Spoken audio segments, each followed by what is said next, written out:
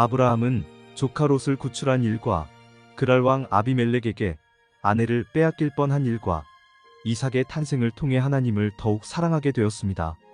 뿐만 아니라 아브라함은 이방 땅에서 이방인으로 살면서 영원하신 하나님을 전했습니다. 그런데 그 이후에 하나님이 아브라함을 시험하시려고 그를 부르시되라는 말씀으로 창세기 22장이 시작됩니다. 아브라함은 친척과 아비집을 떠나라고 할 때 떠났고 하나님의 말씀을 믿음으로 하나님께서 그의 믿음을 이로 여겨 언약까지 세웠는데 아무도 시험하지 않으시는 하나님께서 왜 아브라함을 시험하려 하실까요? 학교 다닐 때 시험을 치지 않으면 다 아는 것 같은데 막상 시험을 쳐보면 무엇을 모르는지를 알게 됩니다. 시험은 아는 것을 묻는 것이 아니라 모르는 것을 확실히 알게 하기 위해 묻는 것입니다. 무엇을 모르는지를 아는 일이 학생에게 필요하듯이 하나님의 시험은 하나님을 위한 시험이 아니라 아브라함이 모르는 무엇을 알게 하기 위한 시험이었습니다.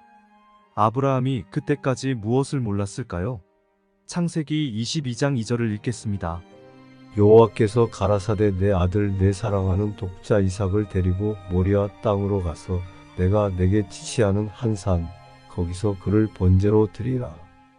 시험하실 필요가 무엇인지 알 수 있는 힌트가 내 아들 내 사랑하는 독자라는 말씀입니다. 내 아들 내 사랑하는 독자라는 말씀은 나에게 기울어져 있어야 할 사랑이 내 아들에게 기울어져 있구나 하시는 말씀의 하나님다운 표현입니다. 하나님께서 아브라함을 시험하고자 부르실 때 이삭의 호칭은 내 아들 내 사랑하는 독자였으나 아브라함이 시험을 통과한 후에는 이삭에 대한 호칭이 내 아들 내 독자로 바뀝니다. 아브라함이 독자를 시험하려 하실 때 내 사랑하는 독자로 말씀하신 것은 하나님에 대한 사랑과 아들에 대한 사랑의 우선순위가 바뀌었음에 대한 안타까운 하나님의 심정을 드러내신 표현입니다. 아브라함이 하나님보다 이삭을 더 사랑했다면 지나치게 많이 사랑했다는 뜻일까요? 콜로라도 강은 로키 산맥 서쪽에 있는 콜로라도 대협곡과 와이오밍에서 시작된 그린강이 합하여 서남쪽으로 흘러 유타, 애리조나, 네바다를 거쳐 캘리포니아만에 이르기까지 2330km의 물길을 따라 유유히 흐르면서 주위에 물을 공급합니다. 콜로라도는 평균 해발 2100m여 캘리포니아는 평균 해발이 884m이니 콜로라도와 캘리포니아의 표고 차이는 1216m입니다. 이 높이를 2330km에 걸쳐 내려오려면 1m당 0.52mm씩 낮아져야 합니다. 이것을 인공적으로 만들려면 힘든 일이지만 이것이 어렵지 않게 이루어질 수 있는 것은 아주 조그만 차이에도 낮은 곳을 따라 흐르는 물의 성질 때문입니다. 사랑은 물처럼 낮은 곳을 따라 흐릅니다. 내 아들 내 사랑하는 독자라는 말은 하나님보다 이삭을 훨씬 많이 사랑했다는 말이 아닙니다. 사랑은 물과 같이 한쪽으로 0.1mm만 기울어져도 그쪽으로 방향을 돌립니다. 왜 하나님은 인간을 향해 흐르는 0.1mm의 기울기도 용납하지 못하실까요? 마음을 다하고 목숨을 다하고 뜻을 다하여 사랑하지 않는 사랑은 사랑이 아닙니다. 열 아들보다 나은 사랑을 받으면서도 하나의 사랑을 빼앗긴 한나는 울면서 음식을 멀리합니다. 이것은 사랑의 속성 때문입니다. 사랑은 나누는 순간 깨져버립니다. 그러나 그 이유뿐일까요? 창세기 22장은 그 일 후에로 시작합니다. 우리는 여기에 그 일 후를 아브라함과 아비멜렉이 우물을 두고 계약을 맺은 후라고 생각하지만 인간의 모든 언행이 그 순간 속건이 되어 하늘법정으로 생각한다면 그 일은 하늘에서 일어난 일일지도 모릅니다. 욥기에서 얻은 지식에 의하면 하늘에서 다음과 같은 일이 일어나지 않았을까 생각됩니다. 하루는 하나님의 아들들이 와서 여호와 앞에 섰고 사단도 그들 가운데 섰습니다. 여호와께서 사단에게 물으십니다. 내가 어디서 왔느냐? 사단이 여호와께 땅을 두루 돌아 여기저기 다녀왔나이다라고 대답합니다. 여호와께서 사단에게 말씀하십니다. 내가 내 종 아브라함을 주의하여 보았느냐? 그와 같이 나를 사랑한 자가 세상에 없느니라. 이때 사단이 비웃듯이 여호와께 질문합니다. 아브라함이 자기의 아들보다 하나님을 더 사랑할까요? 이때 하나님이 대답하십니다. 그럼 어떻게 하면 되겠느냐? 사단이 말합니다.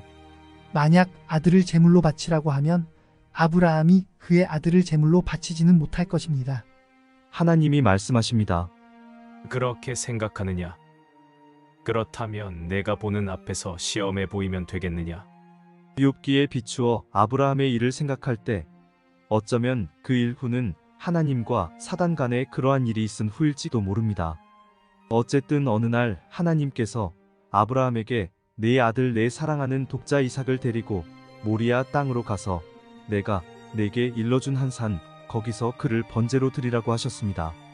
하나님께서 내 아들 내 사랑하는 독자라고 말씀하실 때 아브라함이 지금까지 아들 하나만 있는 듯이 살아온 자신을 돌아보았던 것일까요?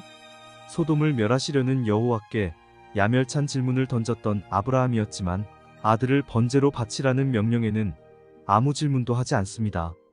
아들을 바쳐야 하는 이유, 아들을 바치는 방법, 아들을 바친 후 큰 민족을 이룰 대책 등 아브라함이 하나님에게 따져 물어야 할 것은 얼마든지 있었지만 아브라함은 묻지 않았습니다. 하나님께서 아브라함에게 네 아들, 내 사랑하는 독자라는 말씀을 하실 때 아브라함은 아들만을 목적인 듯이 살고 있는 자신을 돌아보면서 소스라치게 놀랐던 듯 아무것도 묻지 않고 아침 일찍 아들을 데리고 하나님이 지시하신 곳을 향해 길을 떠납니다. 아브라함 당시는 아들을 제물로 바치는 시대였습니다.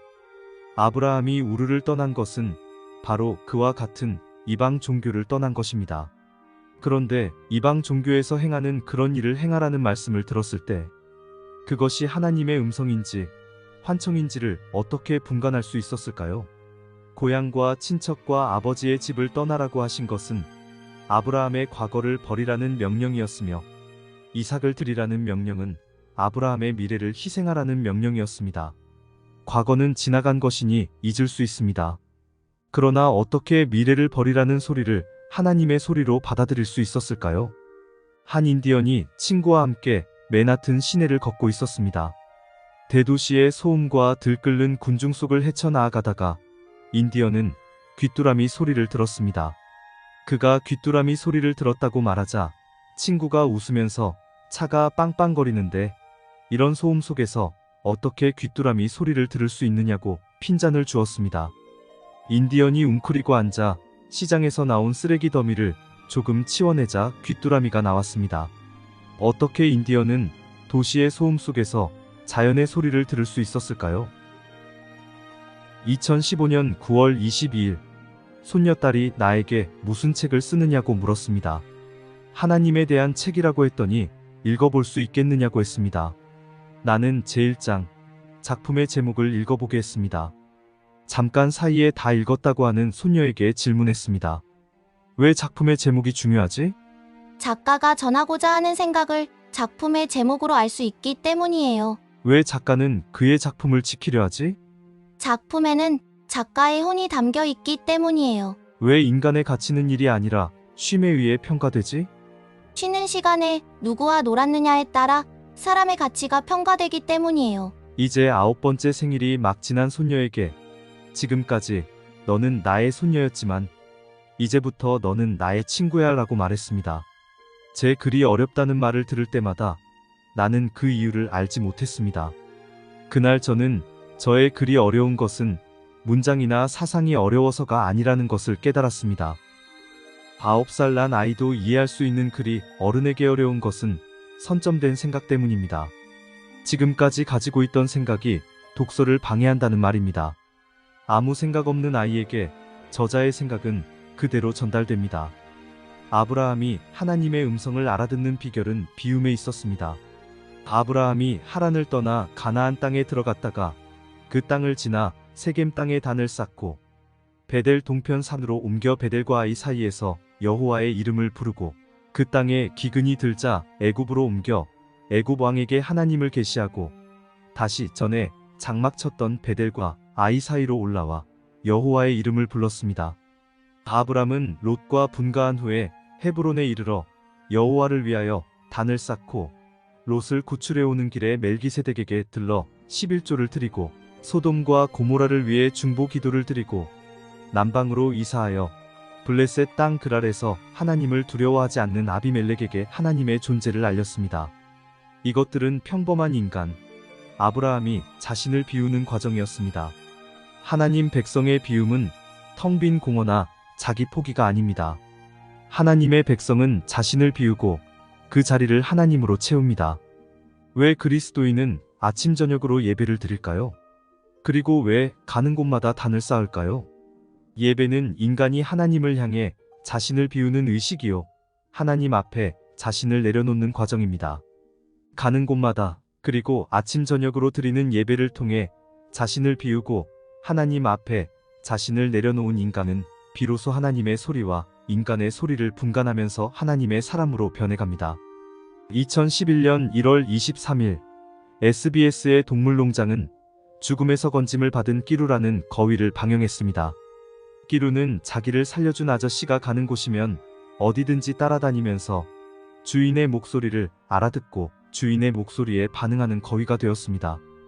기근이 들어 애굽으로 피신한 일, 바로에게 아내를 빼앗길 뻔한 일, 가신 318명을 데리고 내왕과 싸워 롯을 구해온 일, 아비멜렉에게 또다시 아내를 빼앗길 뻔한 일, 이 모든 일들은 아브라함의 목숨이 위협받는 일이었습니다. 성경에 아브라함의 일생이 모두 기록되지는 않았겠지만 성경에 기록된 아브라함의 생애를 단층 촬영해보면 아브라함이 죽을 고비를 여러 번 넘겼던 것을 알 수 있습니다. 아브라함은 그가 어려움을 당할 때마다 건져주신 하나님을 경험하면서 하나님의 소리와 자신의 소리를 분간하는 사람이 되었습니다. 다음번엔 아브라함이 가졌던 부활신앙에 대해 말씀드리겠습니다. 감사합니다.